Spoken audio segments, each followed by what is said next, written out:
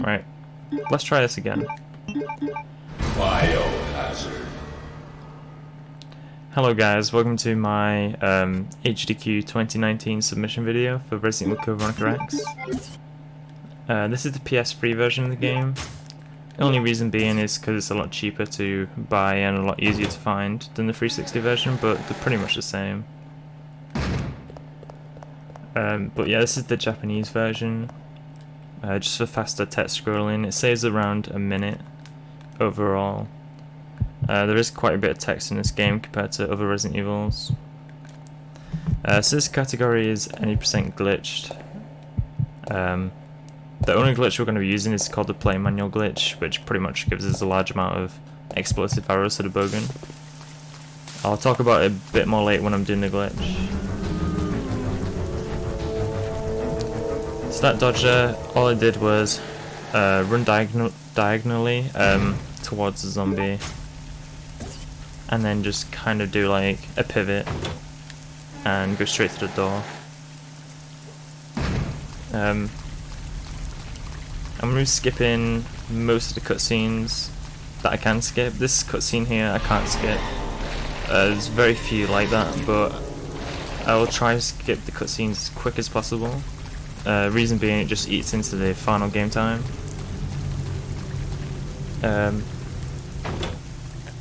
This dodge here, what I'm going to do is count 3 steps and then go diagonal straight to the door. There's a bit of RNG with the second zombie. If he kind of stands still, I kind of need to do a big wide turn around him, which wastes a couple of seconds, so it was kind of good RNG there. That little item management then looks kind of easy, but it's a bit tricky. If you kind of mess up an input, you kind of mess the whole thing up, so...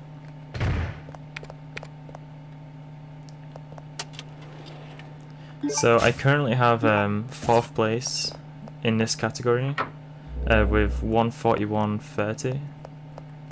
I also have 1st place in S-Rank Glitched and Rocket Launcher %. I'm also going to be submitting S-Rank Glitched as a category 2. It's very similar to this, but just a little bit harder.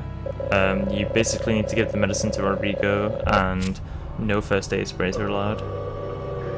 But there is a little bit of a route change in S-Rank Glitched. So, not a lot of people run this game, which is kind of a shame because it's an amazing Resident Evil game. I've always loved this game, so I decided to start speedrunning this around 2-3 months ago, and I've just been non-stop practicing. And yeah, a really fun Resident Evil. But it's quite long, quite difficult, so not a lot of people run it. That's the reason anyway. Right, this dodge here. This guy can go turbo. Right, he has gone turbo. But he didn't get me, that's good. This guy can also go turbo. Right. So yeah, basically a zombie going turbo is a zombie pretty much going twice the speed that they normally go. So they're kind of like speed walking. It's kind of random if it happens or not, but it's mostly certain zombies that do it. Those zombie dogs just then, I pretty much just ran as fast as I could. And that's all you have to do with zombie dogs in this area. This bit is cemetery. This is quite a big reset point, and there's a lot of RNG with zombie placements. Right, that was good RNG coming in. Going out is a lot more difficult. Most of the time you will get grabbed a couple of times. This fire zombie is quite annoying. Oh, actually. Right, that was a pretty good cemetery. Just one grab. Each grab wastes around 3 seconds, so you kind of don't want to get grabbed. However, this is the only Resident Evil where if you get grabbed, you can shake the zombies off before they actually bite you and deal damage. But it doesn't always happen. Around 80% of the time it will, but there are certain zombies that do have a high chance of biting you without giving you the chance to shake them off. It's kind of called like an insta-bite. What I just did then was a bit of item management. So basically, in this game and in this Resident Evil and a lot of other Resident Evils, you kind of want to do everything you can in one item screen, just to save time, because obviously opening the inventory screen constantly will waste time. So you want to try and do everything you can in one inventory screen. So what I did was I opened the case to get the alloy plate, and then I used the padlock key from the inventory screen, which of course saved time rather than using the key and then later opening the screen again to examine the case. Right, so zombies are about to burst through the window. Okay, this first zombie is pretty much a 50-50 chance. Right, that was good, that was good. I almost got trapped. So the first zombie is pretty much always in the same position, but it's kind of like a 50-50 chance whether he's going to grab you. The other two have a lot of RNG to where they're going to be. That was unfortunate. The other two have a lot of RNG to where they're going to be. But I got kind of good RNG there. And is this going to be good RNG? Yes, okay, so that was good RNG. Basically, there can be a zombie right outside that gate and pretty much grabs you. So that was prison. It's quite a lot of RNG when it comes to the zombies, and would normally be quite a heavy reset point. But I got a sub 7 prison. Sub 7 is good. Anything around 7 minutes is good. Alright, this crate, all you have to just push it once, and then push it just so you hear the sound the second time, and then that's enough for you to get across. It just saves a little bit of time. It's kind of like an audio cue. Okay, this hat zombie, if he starts walking, yeah. So what I did, if he starts walking, sometimes he stands still. If he starts walking like that, I kind of run into him and then just run around him. These dogs here, if I just hug the left hand side, just hug the left hand side and they can't grab me.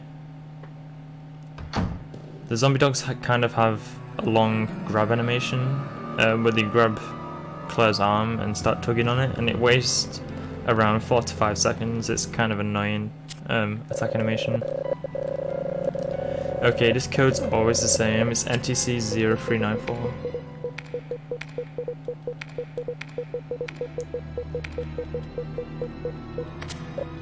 Okay, so that's the way I like to do it. Some people use the analog stick. However, I find that quite inconsistent and quite easily.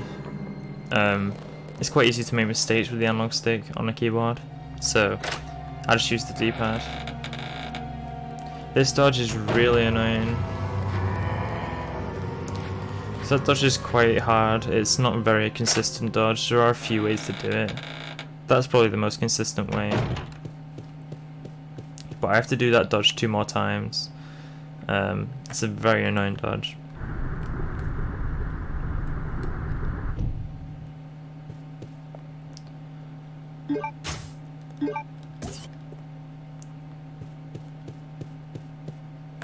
Right, so coming back through here is a lot easier. All you have to do is hug the wall a little bit, and those zombies pretty much never get you.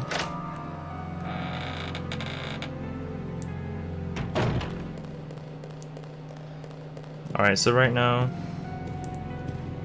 Steve's kind of trapped, so we kind of need to go back. He's kind of locked up in a room and the heat's rising, so he will eventually die. well, that was close. Supposedly he will die, but he never actually dies if you just wait around. Right, so this one's kind of tricky. That's very easy to miss an input and mess it up. It's basically just CNE, the two handguns, but it's quite easy to mess that up.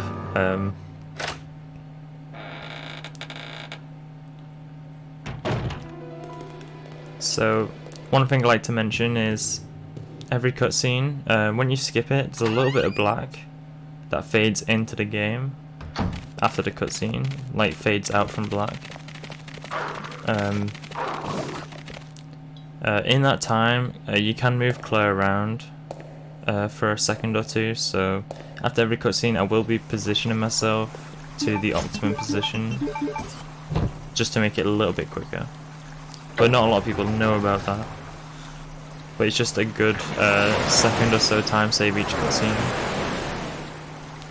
What I just did then, I equipped the knife and used the steering wheel in the same screen.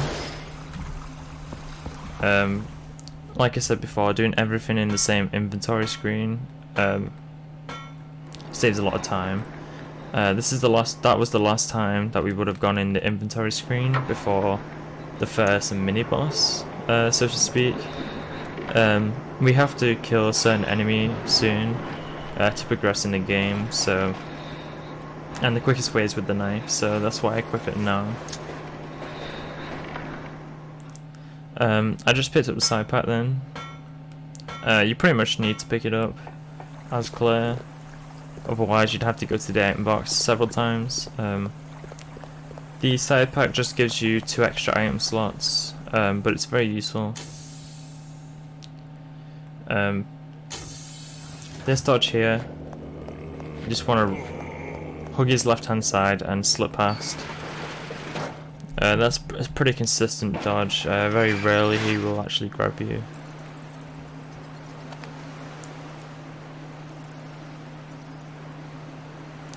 So yeah, we pretty much need the side pack as Claire. As Chris, we don't need the side pack. We can kind of choose. I prefer to get the side pack as Chris, just because it doesn't save much time at all. But I'll talk about that later as Chris. This first bit of the run is around an hour and 5 minutes of Claire, and the rest of the game is Chris.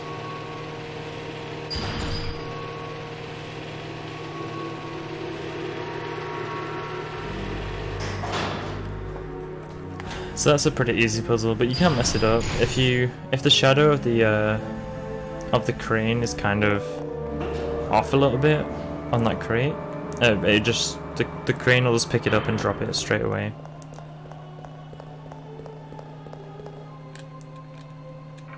Okay. This bit here, there's 2 strats for this. This is the safe strat and the normal strat. I'm gonna do the safe strat. The normal strat isn't that hard, but it's obviously more risky.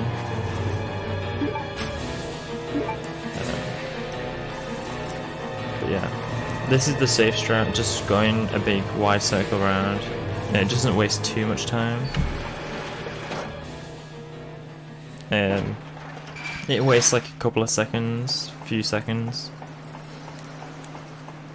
To do the fast strat, you can't have the crawler move. Basically, sometimes the crawler moves, sometimes he doesn't. But if he moves, you can't do it. If he stays still on the floor, you can.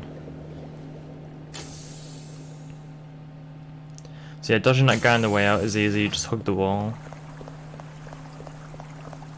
And like I said, you need the side pack as Claire. However, you can pick it up now as we go back into the submarine, or you could have picked it up when I did.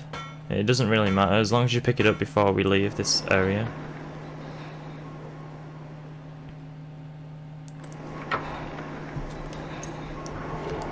So I'm running this game on disc. It's not 100% confirmed, but it's believed that disc has faster load times with this game, around a minute or so, which is quite a big time save. just for playing it on disc. However, the game's not too cheap, so it's not super easy. I kind of messed that up. Not super easy to do.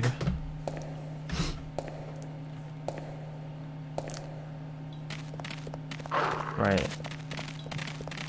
Right, that's the second zombie dog then. You kind of want to go into the middle of the path to bait him out. Because if you go around the side, if you hug the side, he will just jump at you and grab you, so...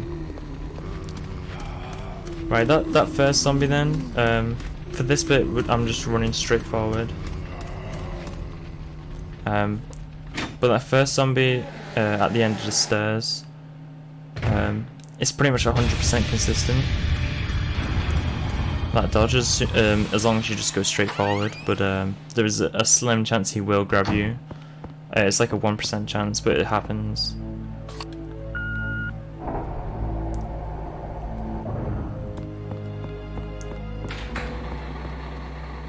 Right, so this is another example of the little fade from black, fade out from black.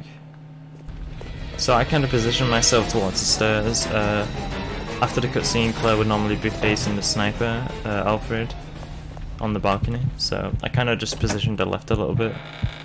It's a small time save, but there's a lot of cutscenes where you can do it. No, I went a little bit too wide there. Okay.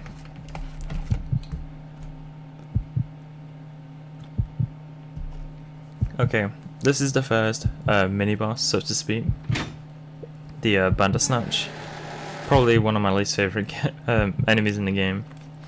But we have to kill him to progress, so... Quickest way with the knife. So hopefully I get good RNG, hopefully he'll miss the first attack.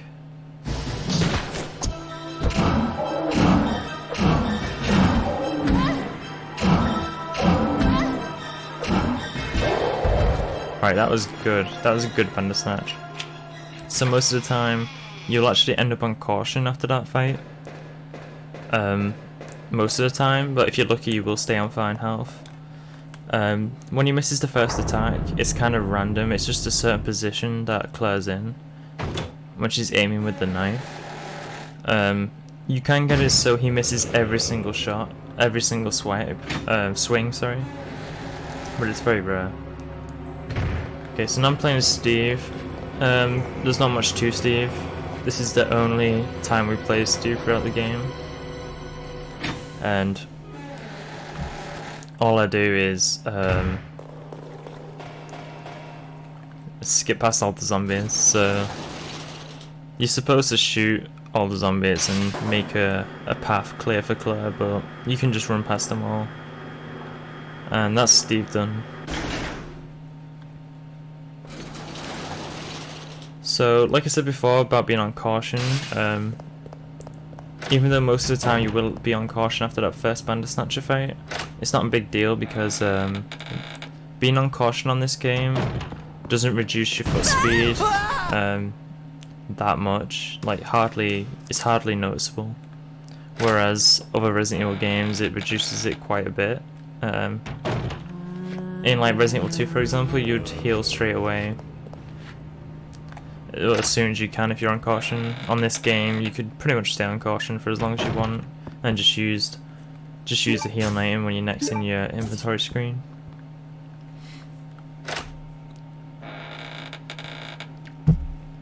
So what I did then, I just picked up the blue plate. So the game kind of gives us two options of, like, it gives us an option of two ways we can go, two paths to take. Now that we have the blue plate, we can go back to the prison, or we can stay in this little area. We're going to stay in this area just because it's quicker, because we're already here. And there's a weapon we can get in this area which will help us with the prison area. We still have to do both paths, we still have to go to both areas. But we can choose which one we want to do first.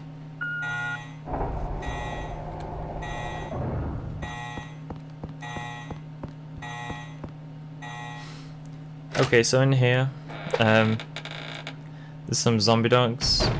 This is probably the most annoying zombie dogs in the game. Most annoying area with zombie dogs. So, when I go back down the ladder, the stairs, sorry. I'm kind of gonna do a little bit of a wide turn because I don't want the dogs to be huddled in the corner where the ladder is. Right, that was good RNG. Okay. So that little corner with the ladder, a lot of the time the zombie dogs will be stuck in there and they can't move. They're kind of like just running into the fence. Which is of course really bad. So that's why I do a wide turn there. Kind of like minimize the chance of that happening. Okay, so I'm just gonna pick these grenade rounds up. It's pretty much essential to pick those up. There's different grenade rounds you can pick up at different times. However, I believe that they're the quickest to pick up. I just got the grenade launcher too. Even though this is a glitched run and we do get a large amount of explosive arrows. Okay, that dodge was quite hard by the way. If you get caught in the zombie or the stairs, you pretty much get bit straight away. You kind of just need to slip through them. But even though this is a glitch run and we get a large amount of explosive arrows to the bowgun, the grenade launcher is extremely useful and is one of the main weapons we use.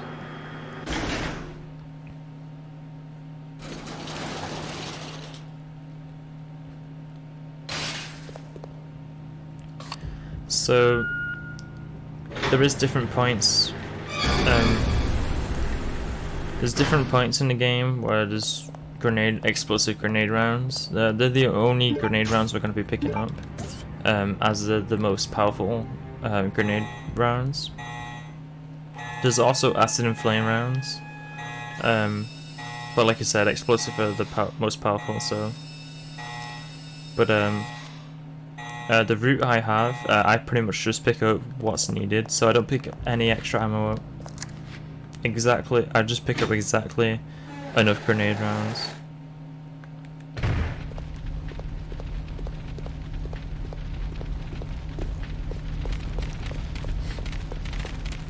So, there is another type of grenade round in this game that's exclusive to this. It's called BOW gas rounds. They're kind of like a green color. Flame rounds are red, acid are yellow, explosive are grey. BOW gas rounds are green, and what they do is, against BOWs, they half the HP of the BOW, so it's very useful against Tyrant to half his HP. However, you only get 3 of those rounds. Normally you get 6 every pickup of grenade rounds, but you only get half the amount with BOW gas. Okay, and the code for that was 1126. Even if you know the code, you have to do the security camera trigger, just so the alert's gone and we can actually get to this area. Contamination detected. Level 3. Emergency shutters will close. All personnel evacuate. This albinoid that's escaped is actually the albinoid we see later as Chris.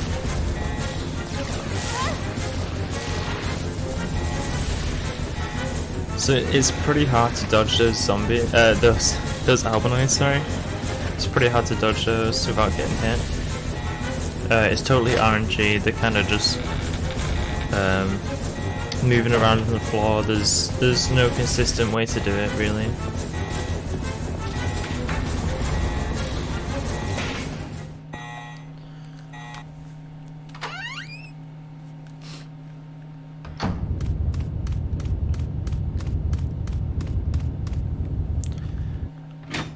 Right, so item management in this game, at least as Claire, is pretty much you have to be spot on with it, especially in any percent glitched. You kind of need to pick certain items up at certain times. I'll be getting some bowgun arrows soon. they need to be in the slot directly after the bogan, just for the glitch to work.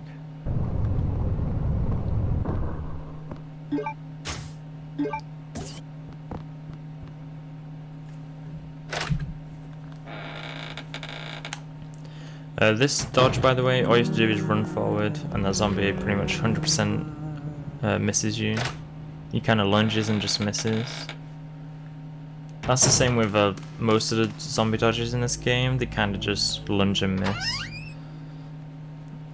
So right here, I'm going to pick these bogan arrows up. So this is the first step of the glitch. You can pick any bogan arrows up, but it has to be in the slot after the bogan for the glitch to work. And I pick up these as well. Some people, some runners don't pick that second a lot of bogan arrows up. However, I don't see why not. It gives you just the perfect amount of bogan arrows to defeat the first 2 tyrants in Nosferatu. And it's also the quickest to pick up, so...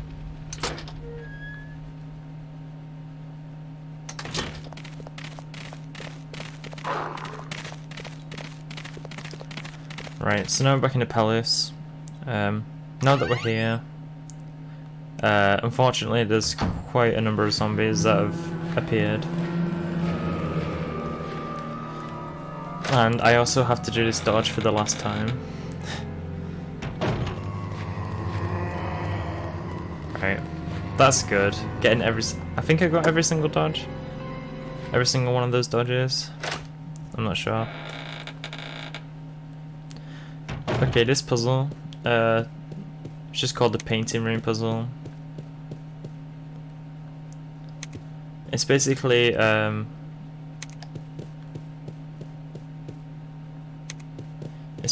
Veronica, the 2 babies, the ginger on the right hand side, then the ginger on the left hand side next to the babies, and then the man next to the first ginger, and then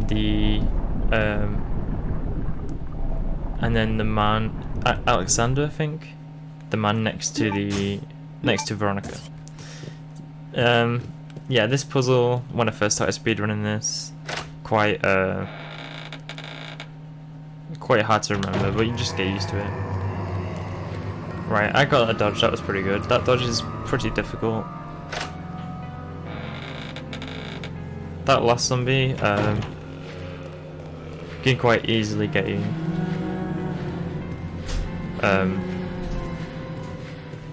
He kind of insta-bites you as well, so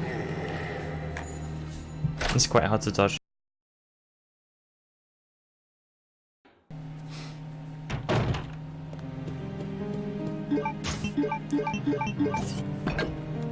Okay, and that green herb next to this door, you could use that if you were low on health or on caution. The reason why it doesn't waste much time is because in this game, and I'm pretty sure it's exclusive to this Resident Evil, if you've got no room in your inventory and there's a health item, you can attempt to pick it up and then just use it on the spot, instead of not picking it up. I believe Zero did that as well, actually.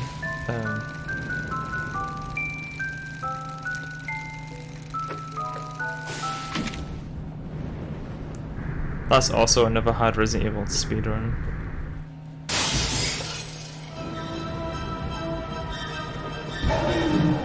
Right, that dodge is kind of tricky. Bandersnatchers are very annoying in this game. Like I said, they're one of my least favourite enemies. They're just very annoying to dodge. They pretty much track your movements. And the range is very long, so they can pretty much hit you from the other side of the room. It's kind of crazy.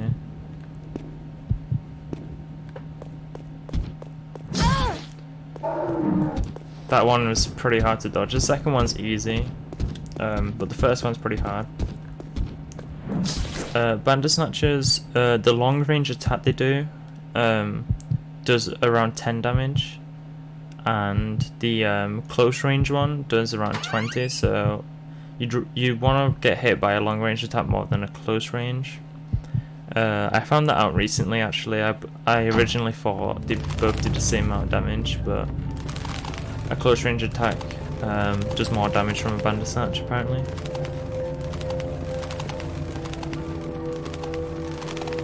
I believe hunters do 20 damage as well. And I also believe Claire's HP is 220, I believe.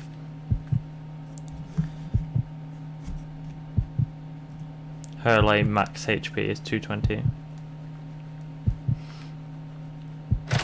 Also, another thing that's exclusive to this game, this Resident Evil game, sorry, is really slow doors and stairs where you can hear a heartbeat and it's just really slow.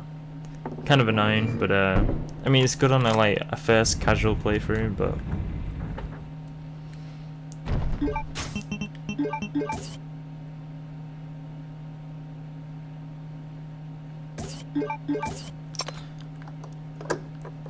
so we're gonna get this music played now. We could get it later, just before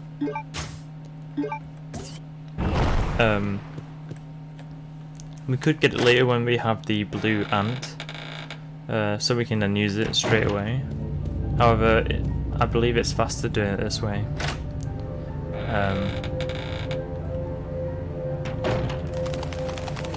Also, that first aid spray there, you can pick that up, however it's more beneficial to pick it up later on.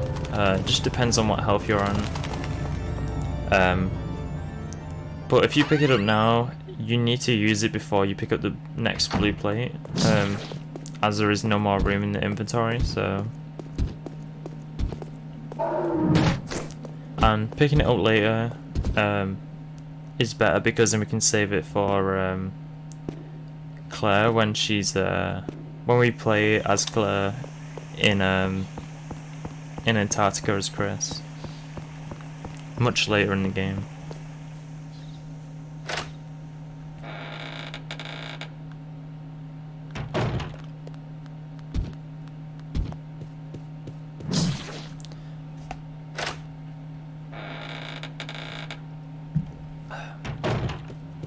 Okay. By the way, if my mic cuts out, I'm really sorry. My mic has the USB connection on it is pretty dodgy, so it sometimes just cuts out. I'm sorry about that. Okay, so now we're gonna go to the Bandersnatch room, basically.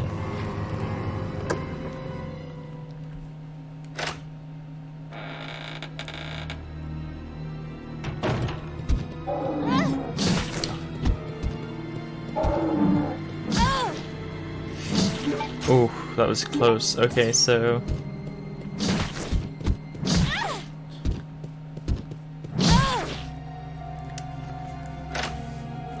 Right, so that was actually not that bad. That could go a lot worse. So basically, they can kind of put you into a stun lock. When you're crouching down to pick up the blue plate, they can basically hit you one at a time every time you try and go down to pick it up and put you in kind of like a stun lock. It's very bad. Also, my splits are kind of off a little bit. I apologise for that.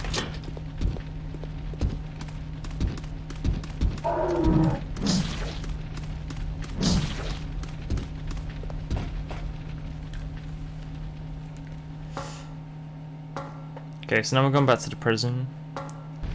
Luckily this time it's a lot easier. It's not as bad as the first time.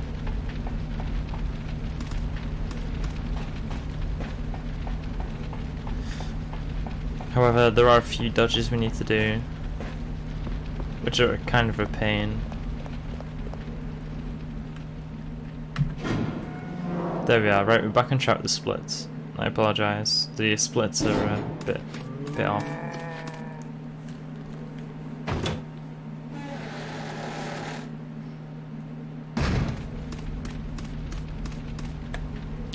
Okay, so this dodge could be annoying.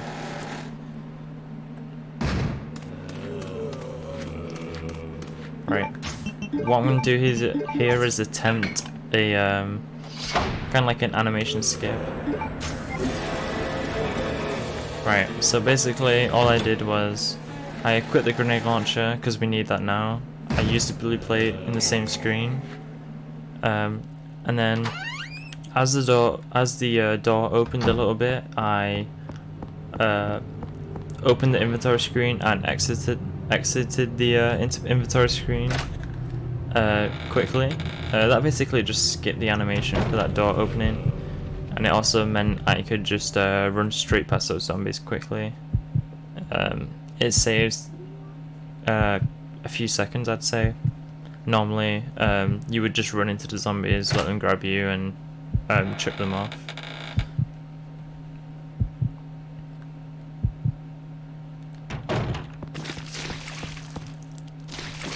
Okay, so this is Dr. Zombie. Yeah, he has the most HP in the whole game, and deals the most damage.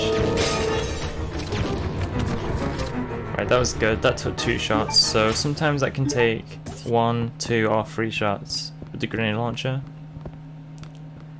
But that's another reason we get the grenade launcher first rather than coming here first, when we get the 2 options to go which way. The Dr. Zombie, the quickest way to kill him is with the grenade launcher, but getting a headshot, it's not super common, and there's not a really consistent way to do it. But the quickest way is to get a headshot. You kind of just need to aim up and hope you get a headshot.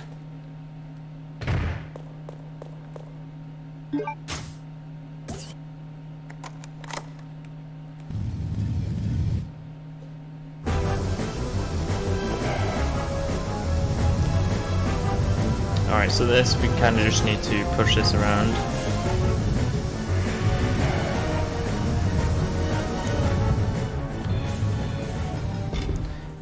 I'm not doing too bad on time right now, it's quite good. Sub 38 on this part is pretty good.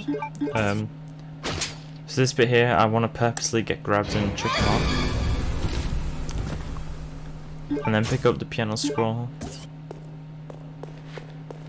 And that's that. So it's a lot quicker to just run and get grabbed by the zombie rather than waiting for him to move and risk getting grabbed anyway. Same with this zombie. There is a way to dodge that zombie just now. It's really tricky though. I know someone who can do it. It's just a tricky dodge. So I just tend to just run and get grabbed. It's a more consistent way. Okay. Right, so now I used the first aid spray then. That's kind of an example of having too much stuff in my inventory and using it while I'm trying to pick it up. So I now have full health. First aid sprays, just like other Resident Evil games, give you full health. Okay, that was good RNG. Those zombies can be in so many positions. That was quite lucky.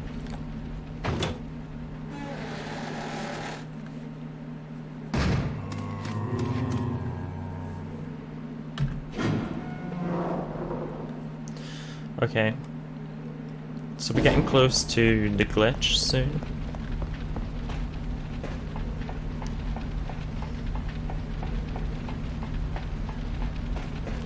By the way, I forgot to mention, the reason that I have the lighter equipped when we first entered the castle and just now in the underground prison area.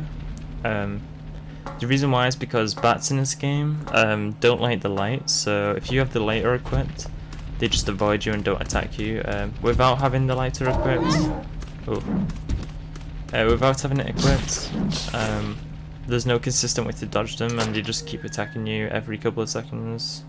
So it's better just to equip the lighter. Okay, so that was a cutscene with Wesker for the first time in the game. But we can just skip that. That's the reason why there was no zombie dogs out there.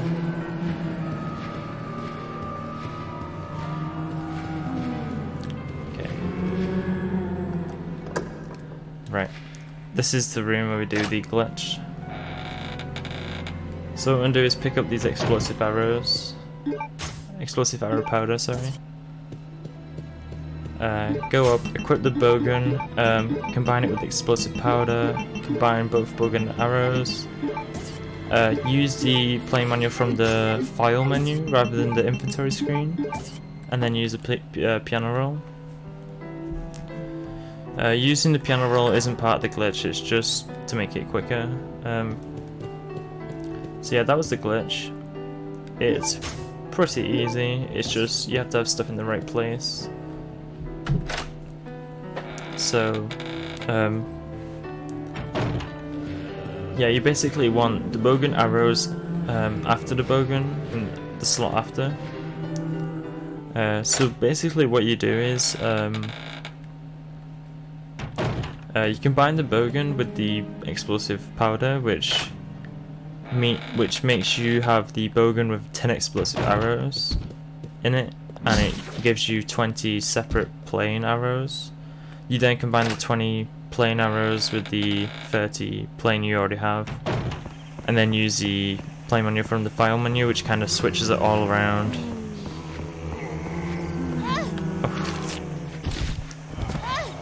Oh,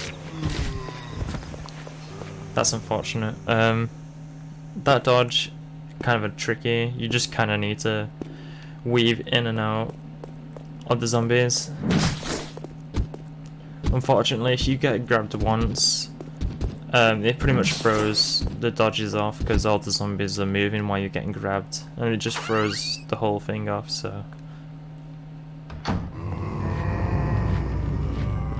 okay, so here I have to kill this guy and this guy up here. The reason why I'm killing these zombies here is because when I come back around, there's a chance they'll grab me, and if they do, it slows me down, meaning I'll get to the stairs in less time. And if that happens, there's a chance the zombie downstairs will start to walk upstairs, which is also exclusive to this game. And if they walk upstairs, it takes a long time for them to walk upstairs, so you pretty much have to shoot them down, and it just wastes more ammo. So it's just better to shoot those zombies on the way up.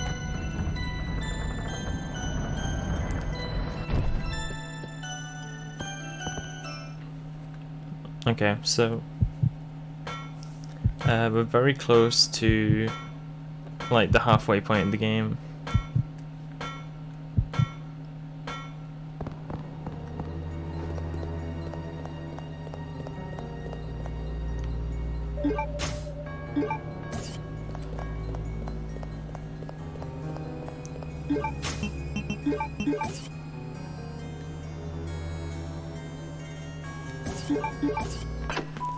Right, so by the way, with the glitch, the game thinks we have like 77 normal arrows equipped, which you can't really do, but they're also explosive.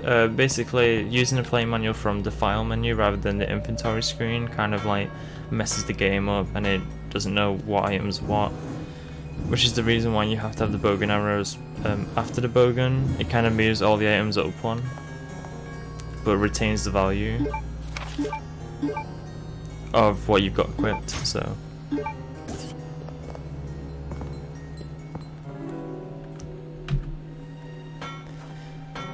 but yeah, it's a pretty easy glitch to do, and it saves a lot of time, especially with these 2 tyrant fights we're about to do, and the Nosferatu fight. The Nosferatu fight in a glitchless run would be pretty reset heavy, it's quite difficult, and so's Tyrant 2 can be pretty annoying also. Right, I accidentally paused the game. I was trying to skip the cutscene as quick as possible, so there is a chance you'll mess that up and pause the game.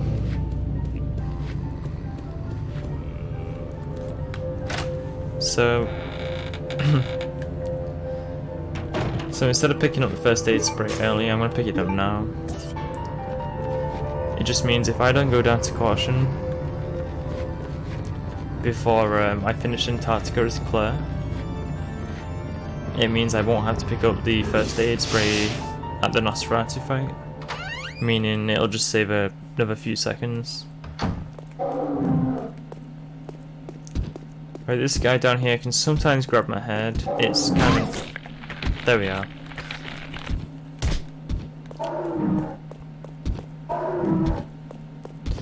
Yeah, so that happened. That's a really annoying animation. Not only does it do a lot of damage, it wastes a lot of time. It's pretty much a chance if he grabs you by the head, but there's less chance he'll do that if you're closer to him. I think I was a little too far away.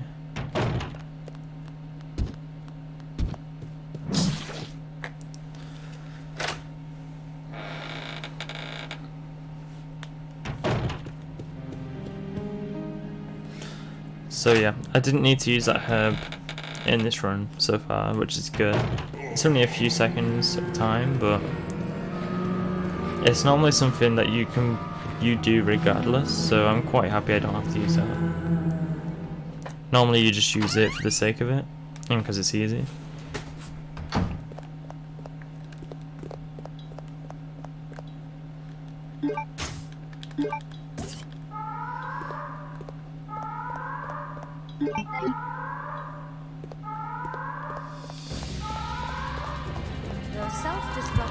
Okay, so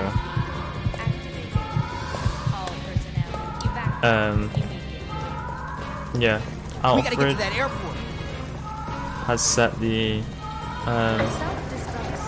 self-destruct sequence off, so we're not gonna escape the island or attempt to. Now that we have all the proofs, we can do that. So yeah, Steve's gonna just do all this stuff for us right now, so good time for donations now.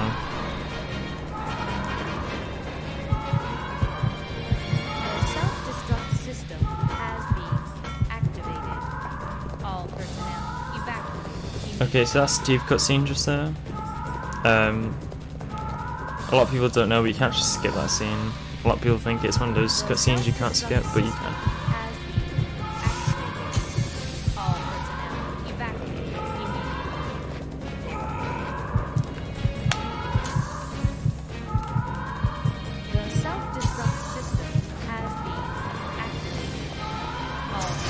And this is weird, if you turn right, just at the last, okay, I was a little off there, again. Okay, I was a little off twice, that's not good.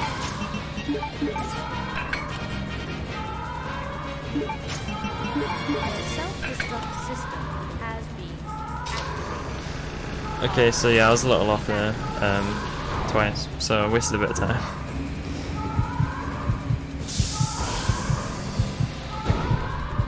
The self-destruct system has been activated. All personnel evacuate immediately.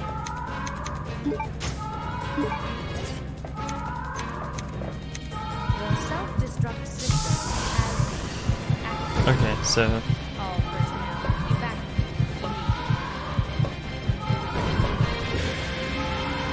this part we're pretty much just running around. We've now got the lever, so now we just need to lift up the bridge so we can, because it's kind of blocking the way for the plane, so there isn't much to talk about right now, other than that dodge being really difficult. Well, not extremely difficult, but a bit annoying. So yeah, perfect time for donations.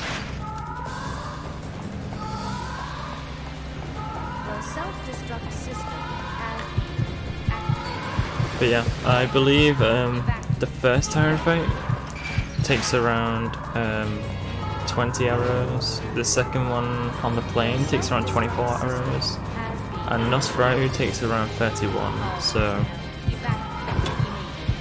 60 arrows is 80 arrows is enough, sorry.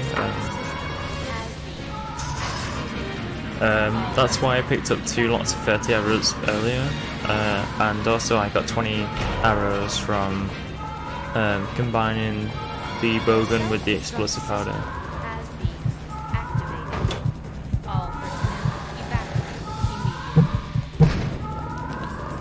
Sorry about that.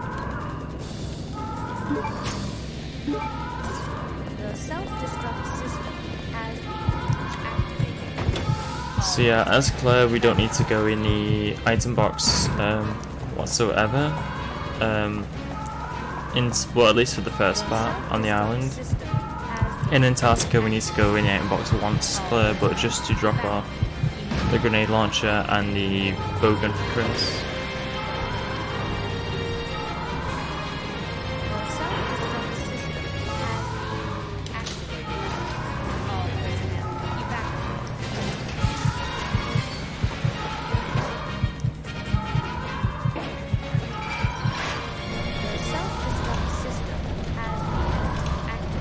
Okay, so there is the explosive arrow. I mean, there is the explosive grenade rounds here. However, it wastes a bit of time picking these up. We don't need to pick them up. Like I said before, I pick up just the right amount of grenade rounds.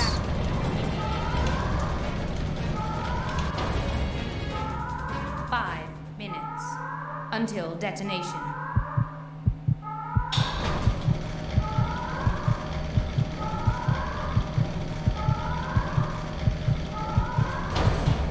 Okay, so now it's 5 minutes until it explodes.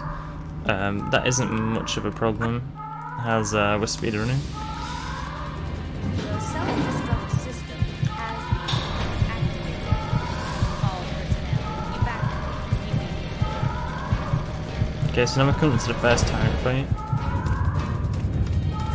The self-destruct system has been activated. This first tyrant fight All personnel is evacuate. pretty easy. All you have to do is pepper him with arrows.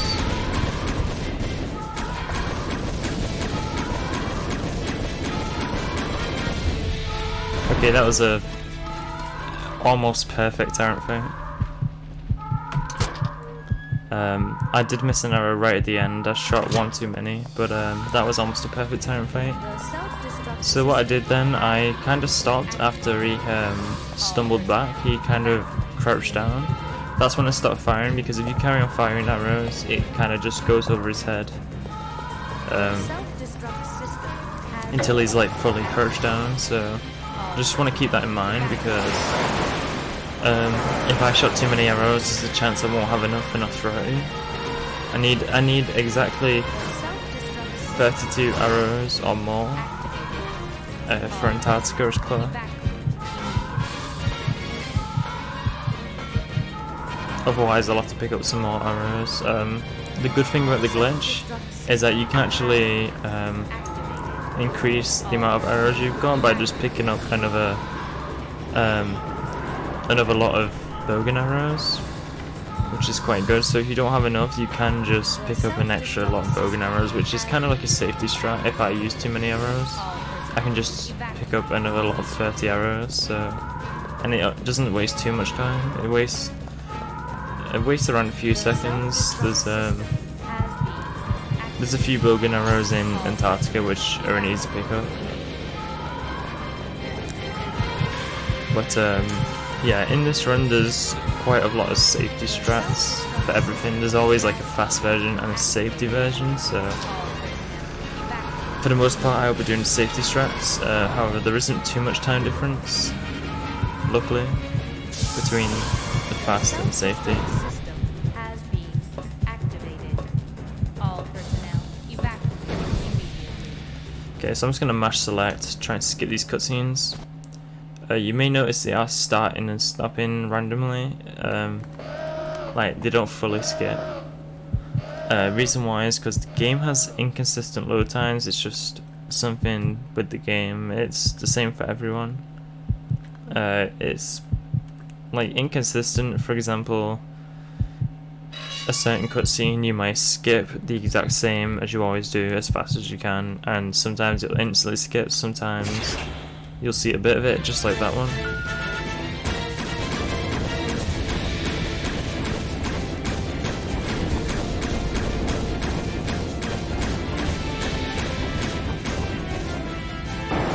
Okay. So that's timer 2. Very quick. This is the reason why any percent glitched is run a lot compared to other categories, because it's a lot safer and a lot easier and quicker. It's like I said, it saves around 5 minutes. And it takes around an extra 30 seconds to do the glitch.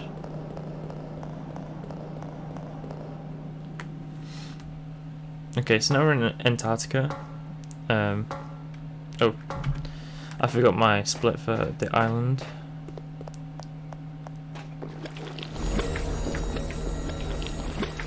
Yeah, everyone knows the fact that I always forget my splits. It's just a thing I do. A lot of people know that.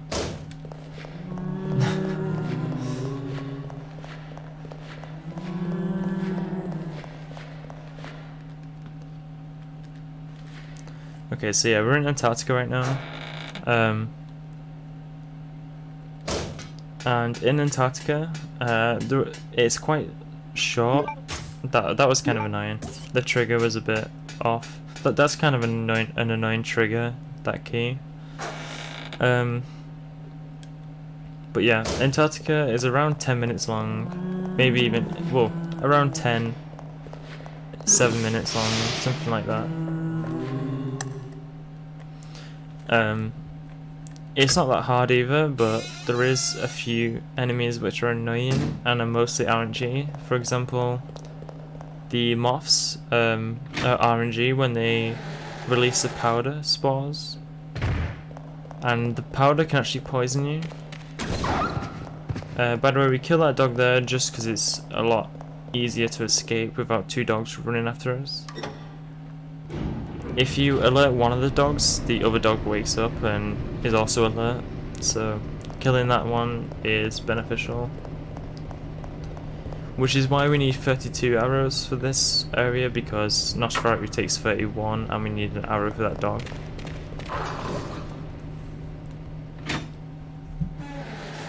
So yeah, the moths are RNG, because they release powder it can poison you, and it's just random. If they're gonna release the powder or not, and how much, and when, and for how long. It's just all random. It's kind of annoying. Luckily, there is a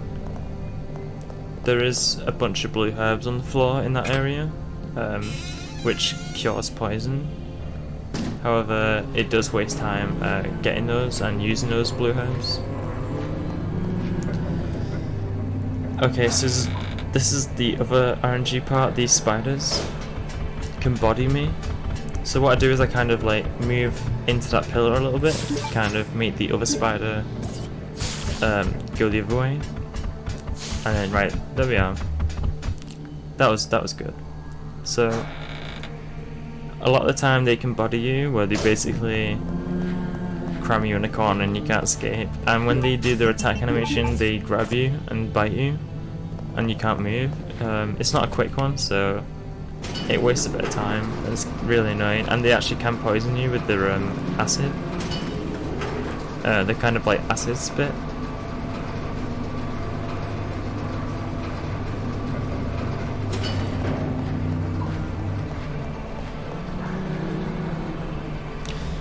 I forgot my split again. I'm sorry guys. I'm really bad with the splits. Luckily I won't have to do these splits.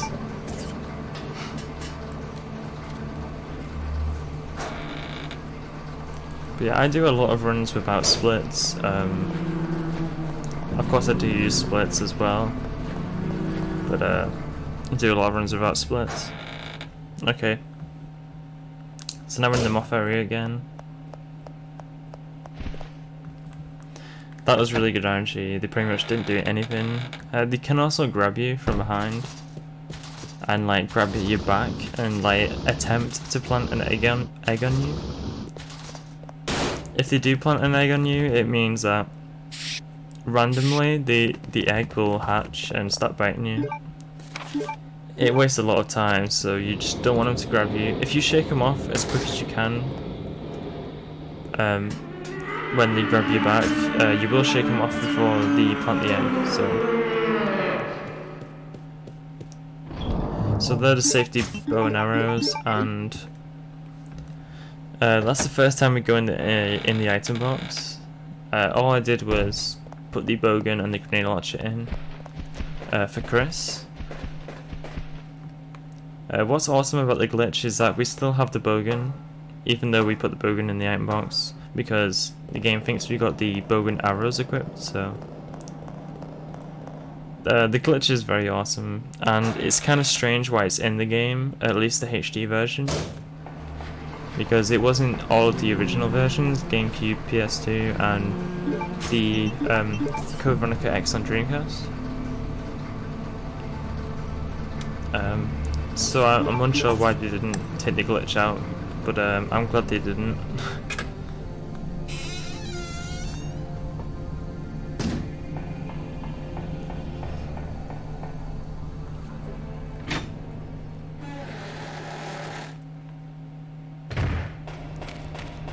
Okay, so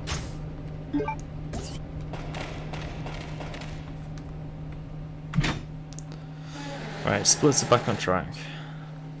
Okay, so now Steve here, the wonderful guy he is, kind of messes up. He's staring at Claire and hits the wrong switch and basically releases lots of poisonous gas into that specific area where the truck is. There's kind of like a plow truck thing we want to use to escape. Now there's lots of poisonous gas in there, which is why we have the gas mask. Thanks to Steve. Yeah, Steve is quite a character in this game. He's very annoying. Some people like him, some people don't. He's kind of like Marmite. You love him or you hate him. And I think a lot of speedrunners don't like him because he wastes a lot of time. I think the run would be like 20 minutes or so quicker if it wasn't for Steve. So anyway, just reshape the valve handle so we can get rid of this poisonous gas. You have to examine the valve handle socket in order to shape it, otherwise you don't know what shape to make it into. So that's what I did earlier after I turned the power on.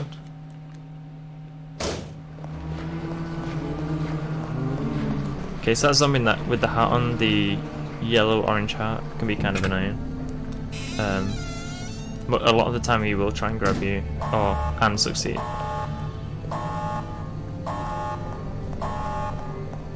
Okay, so now if I push forward before this cutscene starts, as you can see, Claire started walking in the middle of that cutscene, which is supposed to be so still. That happens if you hold the forward button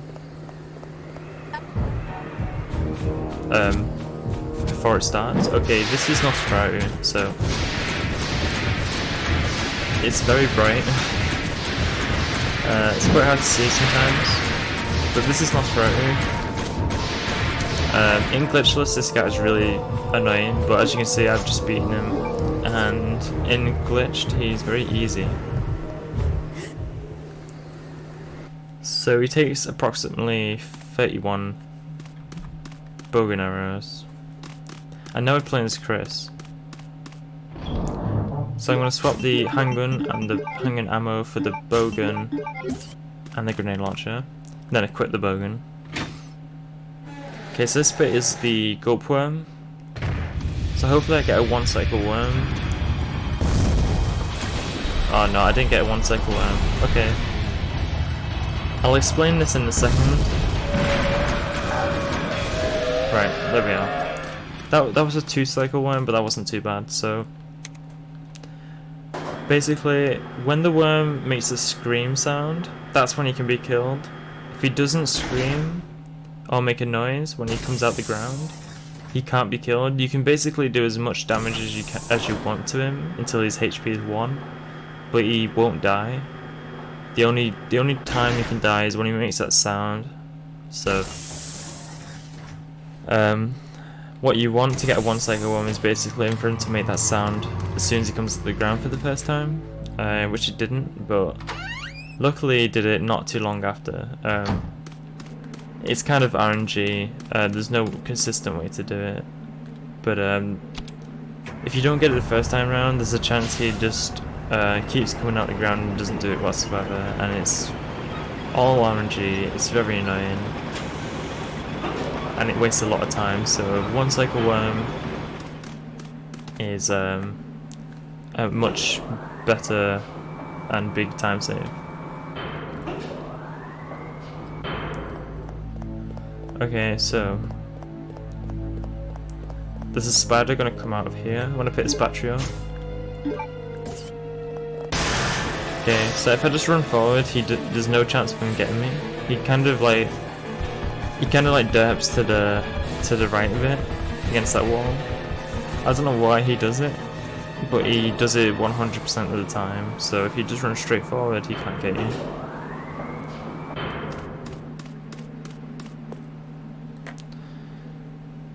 Okay, so I'm going to try and use the battery without getting grabbed. It's pretty difficult. Yeah, I think I'm going to get grabbed here. Alright, so that's not too bad, but there's a chance you can put the battery in without getting grabbed. It's quite difficult, but you can do it. It just saves a few seconds.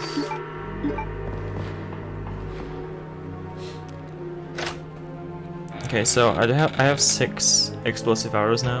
That's important because that's the maximum we can have up to this point with this in this category in this this route, and that's good because we want these 6 arrows for certain things.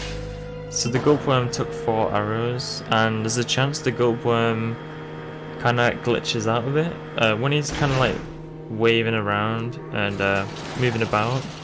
You can miss 1 or 2 of the arrows, and that's quite bad.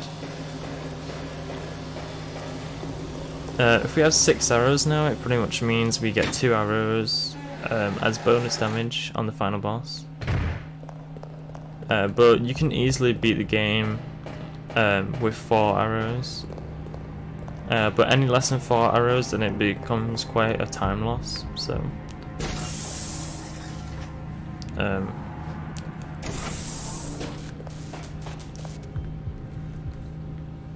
but yeah, so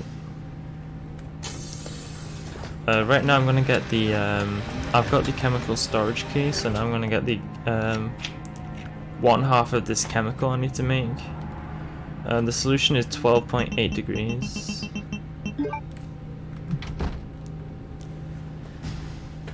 Okay, so let's save 5 seconds and that was okay.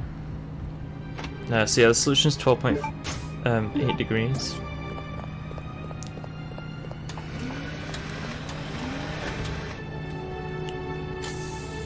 Okay, so now I'm gonna be introduced to a very familiar enemy in the Resident Evil series, the Hunter. Right, that was good. Okay, so there's a little strap for that to not get hit. If you basically run anyway, even if you run straight to the door, as soon as the cutscene ends, you just get hit straight away. The way to do that consistently is you want to pre-turn on the spot. You want to turn right on the spot as Chris, a little bit, and then you want to go to the door. For some reason a hunter just misses you if you do that, so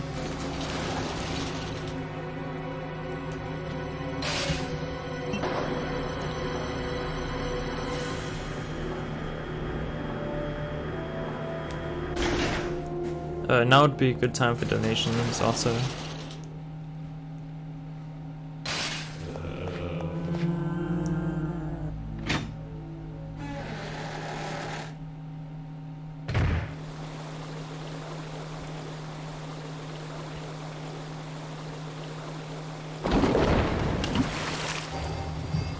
Okay, so as you can see,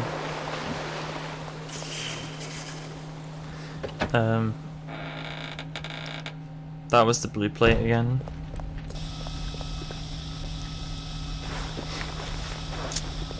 We need to go and retrieve that blue plate to get out of here. I just picked the side pack up as Chris. It does the exact same as the side pack as Claire.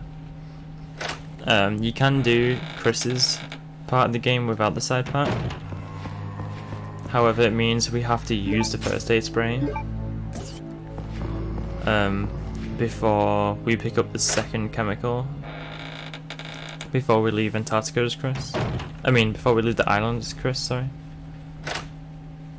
So, and it takes around 3 seconds to use it, and 3 seconds time save to not pick it up, so it's personal preference, but I don't believe it saves much time at all. That camera skip I just did, I pretty much just hugged the wall and like do a really sharp turn, hugging the wall around the corner, and it's pretty much 100% consistent.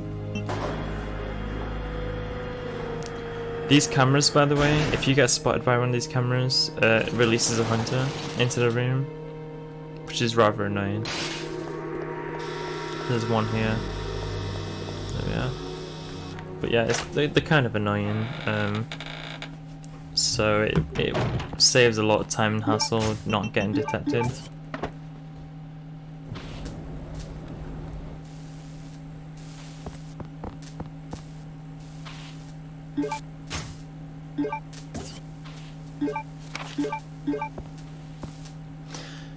Okay, so now I've got the turntable key, so now we can go use the turntable. So basically, as Chris, what we want to do is we want to get all the proofs, so we use this Claire, and then use them in that area so we can get the blue plate.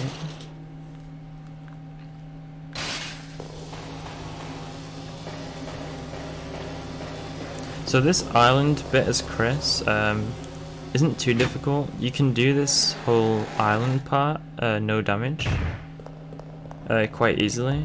Well, I say quite easily, but it's not too hard. It's not too hard. It is possible to do. It's not like no damage the whole game. That Bandersnatch is actually the last Bandersnatch we see in the whole game. Thank God. All you have to do is hug the little capsules on the side and he won't get you. Okay.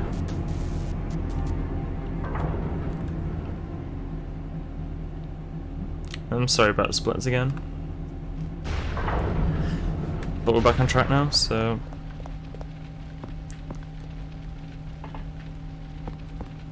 Okay, so this dodge here. I kind of need to pre-turn a little bit and then go. And then he ends up missing. I'm not sure why he misses. But you just need to pre-turn a little bit, but not too much. If you pre-turn too much, he will end up hitting you.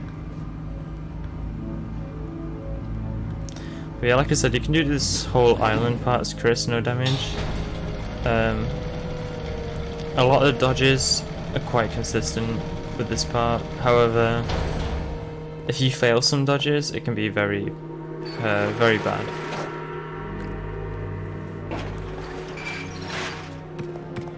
This guy's really easy. You just go straight for the left, and he just keeps swinging away. Yeah, the AI in this game isn't really intelligent. They just go for you basically. Any way, shape, or form, they're just after you. I think it's why the zombies are so easy to dodge, I guess. I mean, some are, some aren't. It's hard to explain, but very different to other Resident Evil games. So the solution for this is basically press the third one, number 3, sorry, until it fills up the 10th, number 10, and then we release all that's in 10, use 3 once and then use 5 once, and that's the solution. There isn't a way to do it, but it's the exact same number of inputs.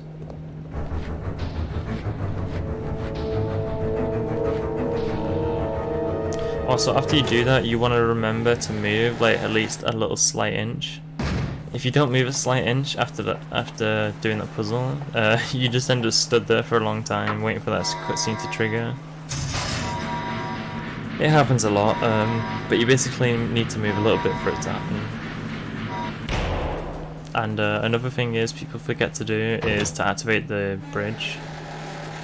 Just because if you're on autopilot and you're just trying to speedrun, you're on autopilot, you kind of forget,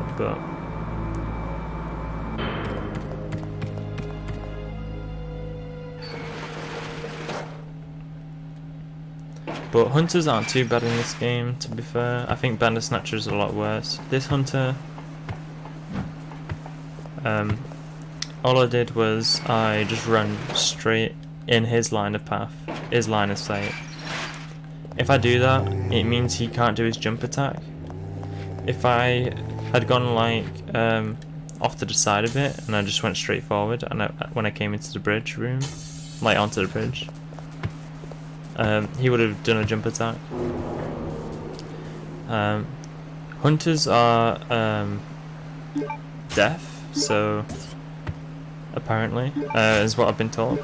So basically what I did just then was I kind of like slowly walked behind the hunter and he didn't notice me. And then I just run to get out. This dodge is kind of annoying. Alright, that was good. Also, some of these zombies have bombs on the back. If you shoot them, they do explode. It's not really useful in a speedrun, as we pretty much don't shoot anything we don't need to. Unless it has a real reason.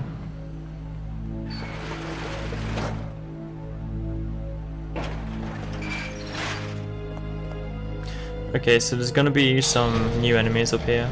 They're called sweepers. They're basically poison hunters, so they're kind of like a pinkish reddish hunter called sweepers, and they're really annoying. They're one of the worst enemies, along with bandit snatchers. But yeah, they're poison hunters. Most of the time, if they slash you, you don't go on poison, but if they slash you at least 2 times, you will. So, but if you get slashed once, there's a chance you won't get put on poison. That was lucky, because he did the jump attack just now, which could have put me on poison. But yeah, you just want to head straight for that door to evade those sweepers. Those zombies just run past, and that one. That zombie has a little bit of RNG, he can kind of be in the way, so you kind of need to run into him and shake him off. Oh, okay, so that was unexpected. I've never seen that before ever happen, ever. So that zombie's not supposed to move whatsoever, he just stays lying there. But he actually decided to move, that was kind of strange. But that's what I'm on about with RNG in this game. There's a lot of RNG with zombies, it's just random.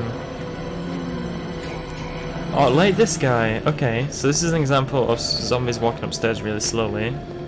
If they're walking upstairs, you can't walk upstairs as well. And I need to save arrows, so I can't really just shoot him down.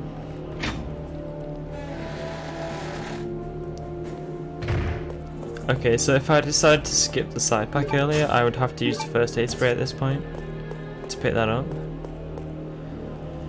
Which is why I believe getting the side pack is better, as you can save this first aid spray up until like the final Lexia final fight.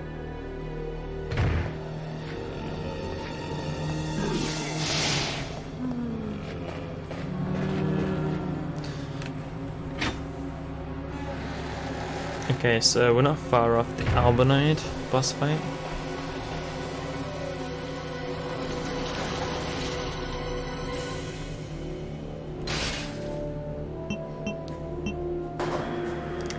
No, kind of hiccup then, I was like, what?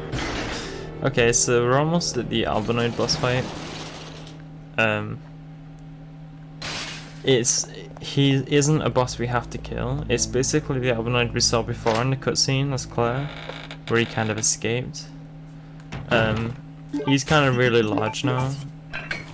And he's protecting the blue plate. We don't have to kill him. However, if we do get knocked down by him, it does waste a lot of time.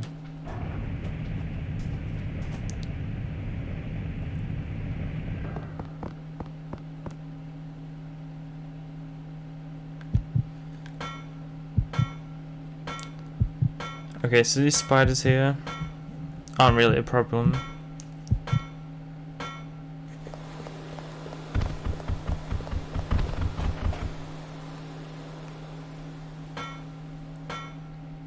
You pretty much just run past him.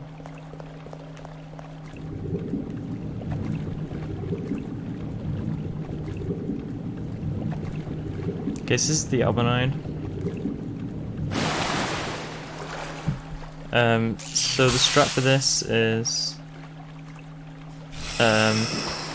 yeah, jump off this side here, and then he kind of like swims towards us. Oh no.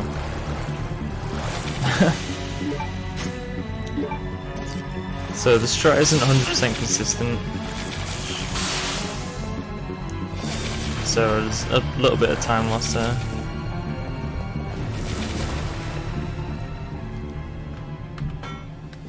So the strat isn't 100% consistent, but that's the best possible chance you have of not getting hit.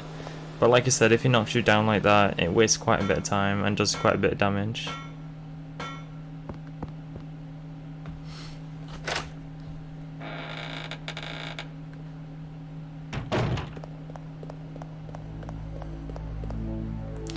Okay, so now we've got everything we need to get off the island and go to Antarctica, which is the final part of the game.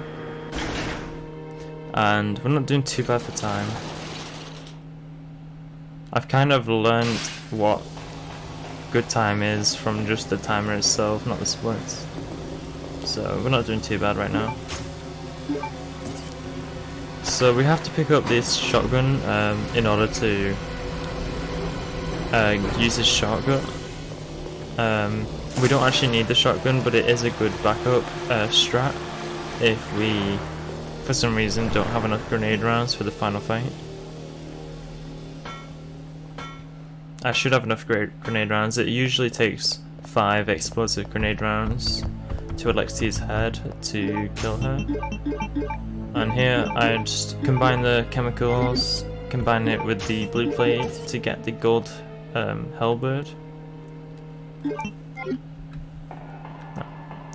I tried to skip the cutscene even though I already skipped it.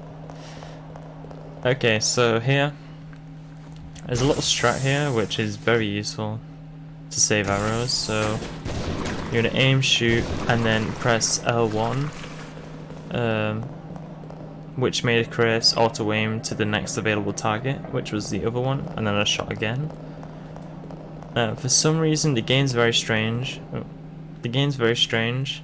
For some reason, if you move whatsoever when you go through that door, that first tentacle takes 2 explosive rounds. Explosive arrows. It's very strange.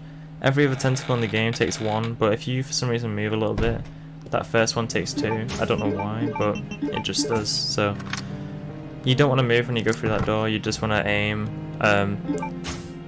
shoot, change target, shoot. I just then I equipped the grenade launcher and then used the gold halberd. The reason why is because it's a backup strat for this next hunter camera, if you want to call it that. I'm not sure on the proper name of the camera, but if we accidentally activate it, it's quite a hard dodge. If we activate it, of course the hunter will appear, so having the grenade launcher now is beneficial.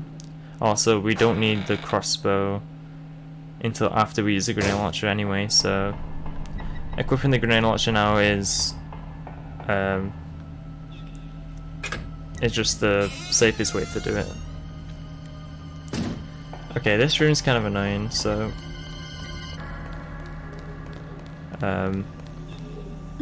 also it's kind of weird. You want to stand still to pick that up. If you don't stand still and carry on running, for some reason he just doesn't want to pick it up, so okay. So this is kind of annoying, so what we want to do is run forward a tiny bit and then quick turn. Right, that was good. So if you run too far forward, the zombie behind me would have been too close and the path would be too narrow for me to escape and I would have got grabbed.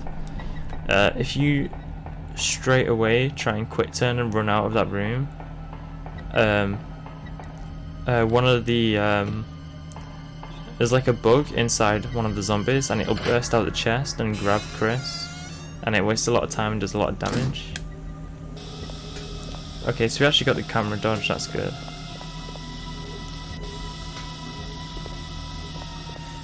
That second one's kind of slow most of the time, unless you're really lucky. But that first camera dodge is very difficult. You have to be pretty precise with your movements. It's quite a narrow space to skip it.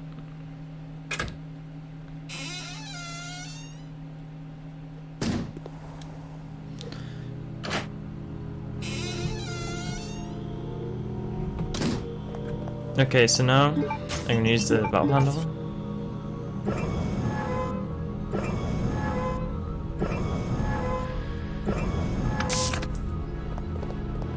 And then activate the power. So now we've got power to the Antarctica. There's an automatic door. In fact, there's a couple of automatic doors that we need the power for, so that's the reason why. Okay, so that wasn't the best, so we are supposed to get grabbed to push them out of the way. It's the quickest way to do it. But the first bunch of zombies, it's best just to get grabbed once, but I didn't push the last zombie back far enough, so I wasted a bit of time there.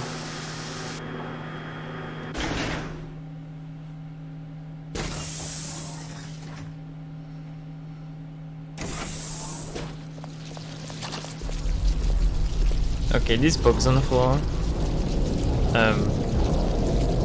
These bugs on the floor. It's basically RNG. If they hit you, they pretty much always hit you. But the best way to evade them is just to keep like moving like not straight. So like if you move like not in a straight line, just kind of like wiggly line. I don't know how to explain that. That's the best way not to get hit anyway.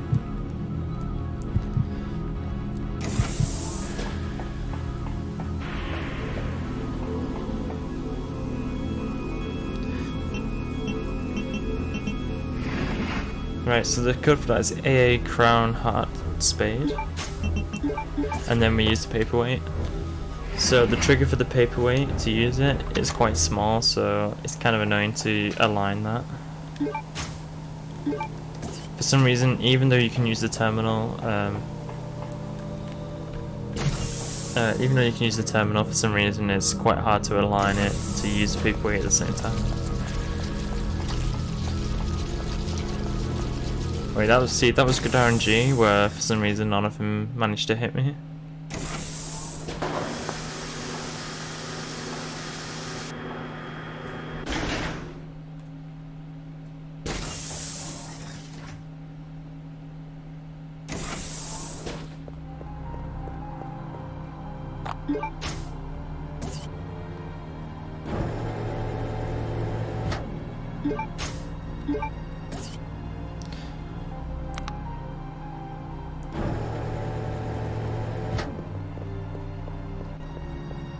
So what I did then, I just got the second part for the valve handle, so I can use it on a different socket. Right, this strat, you pretty much just run, kind of hug the wall a bit towards the end, and then you kind of just have to copy it. It's quite hard to explain, but it's a very consistent strat to get out of there without getting grabbed.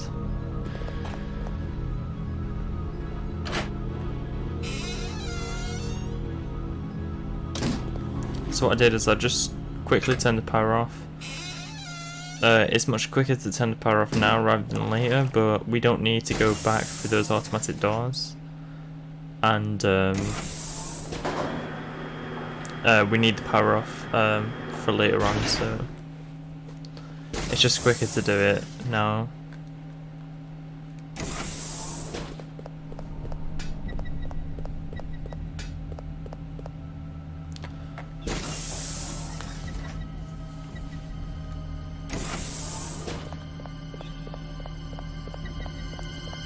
Okay, so here there's another sweeper.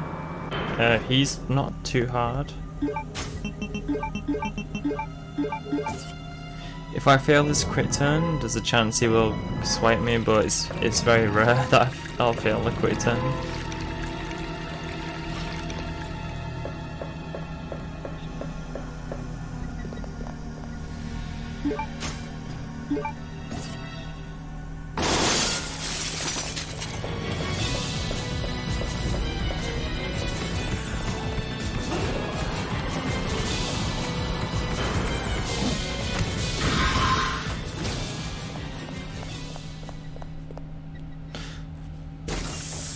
So yeah, that is almost 100% consistent.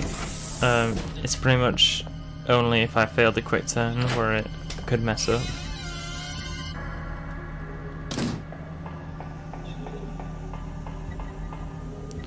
Okay, now is it good RNG? Right, that was good RNG. There can be bad RNG with that spider. Basically, he can just swing for us straight away as soon as we skip the cutscene and try and move. That was pretty good.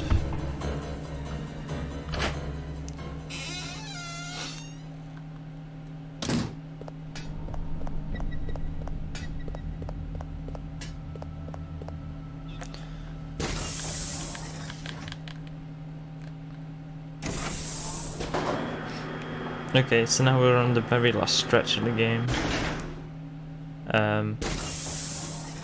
The very last stretch, so there is one more sweeper here. The last sweeper of the game. That guy can be pretty tricky sometimes.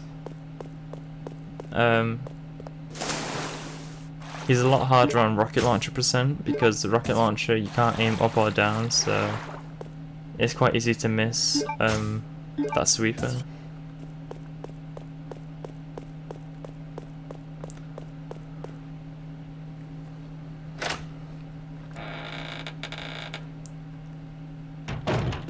Okay, so now we're in a very similar match into the first game.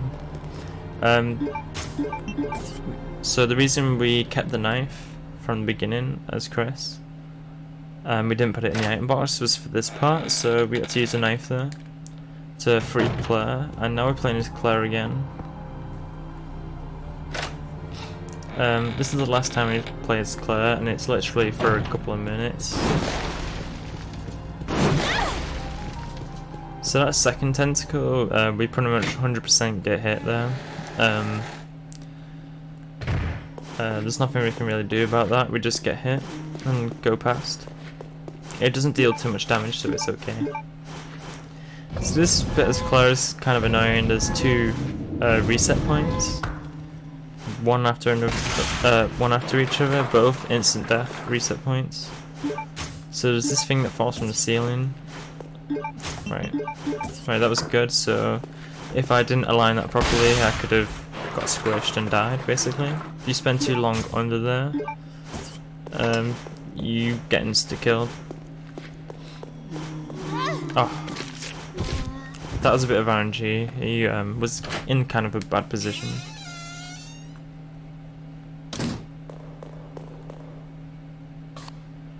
Okay, so this is Steve. This is another instant death spot if I mess this up. So I need to count 2 seconds, run into Steve and count 2 seconds. So I was trying to skip the cutscene. That was a bit early.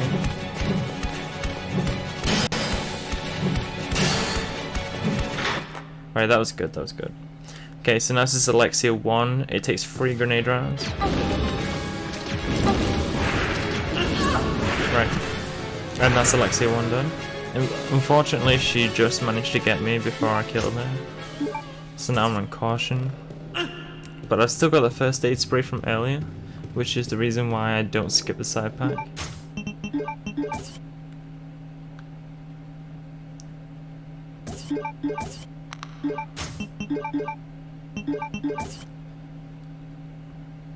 So Alexia 1 is pretty easy. It just takes 3 grenade rounds. It lasts around 5 seconds. However, if she does grab you, it's insta kill. So, but that pretty much never happens.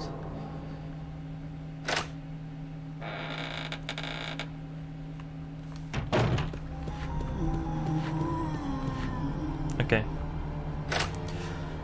So, in this room there is a backup safety first aid spray on the left hand side of this desk, but we pretty much don't need to get that unless we're in a dire situation. So we got the biohazard key. The reason we had the biohazard key is so we can unlock a door. So we can go to the tiger statue that we saw earlier and get the tiger jewels in the eyes. The reason we need the key is because we don't have the power on anymore, and this is kind of like a shortcut to get there. But we need the power off so we can get both jewels, because once we take one jewel out of one eye, the tiger statue turns around, because it's powered by electric, so that's why we turn the power off. So biohazard key saves a lot of time and allows us to get the tiger statue eyes.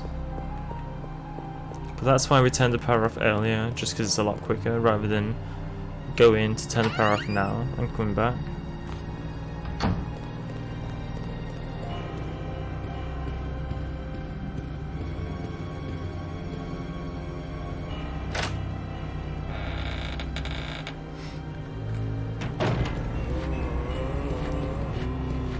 Okay, so right, very last stretch of the game now.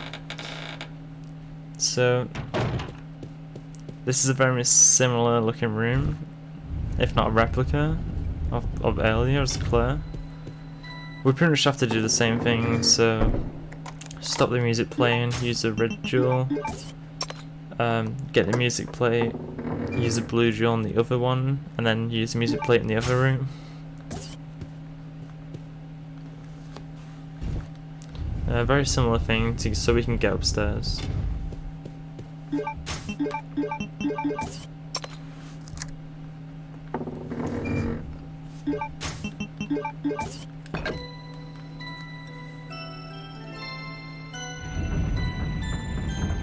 So we're coming up close to the final fight. The final fight is not too hard. There's a very slim chance it can go to pot, but right now I have full health, so there's not much that can go wrong. I've got the right amount of ammo. It only takes 5 explosive rounds to Alexia's head to kill her. And like I said before, I pick up pretty much exactly what I need, so I have exactly 5 explosive rounds for Alexia. However, because I didn't miss any explosive arrows on the Gulpworm, I also have 2 explosive arrows for final Alexia as well, on top of the 5 explosive rounds, so it's kind of just a little bit of backup strat. And it also just makes the final fight a little bit quicker.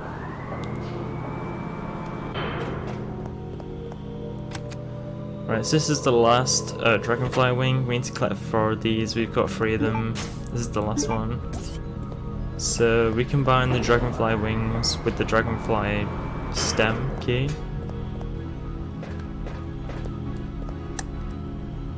Okay. So shoots tentacle. That's another reason why we need more explosive arrows. skip this cutscene. Right, now we're gonna fight the final boss.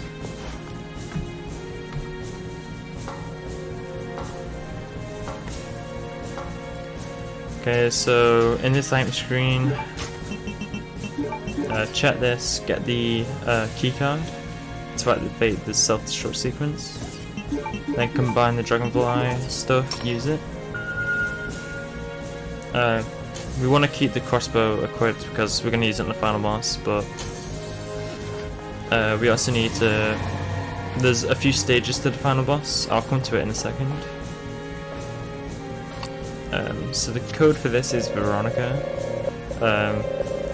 which is why the game's called Resident Evil Code Veronica, because the code's Veronica. Just thought I'd let you know. So yeah, the code's Veronica. Yeah, I remember as a kid just not knowing what the code was, and then just like realizing and being like, oh, really? This facility will detonate in. Okay, so the game now gives us 5 minutes again. It won't take 5 minutes.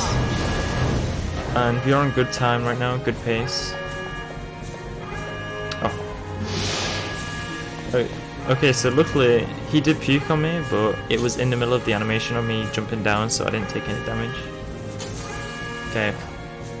This is the final fight, so basically we need to hit Alexia with any weapon whatsoever, just hit her once. Right, now we're on the final fight. So shoot 2 arrows, quick grenade launcher, run up, shoot her in the head. You need to shoot it directly in the head, as close as you can, for it to work. Which is why the 2 explosive arrows is kind of like a backup to help it happen. Okay. Now all we need to do is get the linear launcher and shoot her. Right, this is very RNG, she's just flying around everywhere. Oh, okay.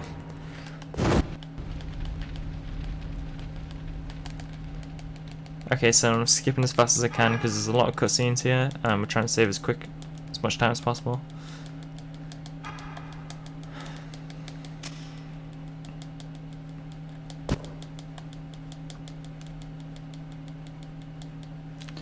Okay, so I forgot to split them, but yeah. Okay, so what time is that? 1:41:10. That is a good time. That is a PB. That is 20 seconds faster than my PB. My splits. The time is actually 1 minute ahead because of load times. So yeah. I'm pretty happy with that. Also, I didn't split right at the end when the cutscenes. I was skipping the cutscenes. But yeah, 1:41:10, any percent glitched. That's still 4th place, but it's still an improvement. Yeah, very happy with that. And yeah, very awesome.